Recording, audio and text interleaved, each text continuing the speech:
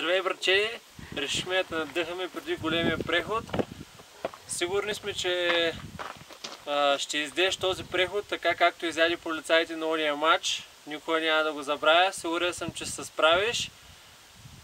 Искаме да опровергаеш тези хора, ако има такива. Ако има такива, които са ти казали, че няма можеш да го направиш, ще ги опровергаеш всичките, когато достигнеш последната точка на прехода. И ти пожелаваме много успех и само напред. Антон ми каза да съм идиота в това видео, затова ще го послушам. Ще дам целен съвет. Следва знаци като този. Има и блузка като тази, изкрящо розова. И обязателно, за да можеш да се забелязваш от мечки, змии, паяци, комари, всичко, каквото гората предлага. И едно малко джобче да пъхаш всички хора, които задминаваш вътре. Малкият си джоб.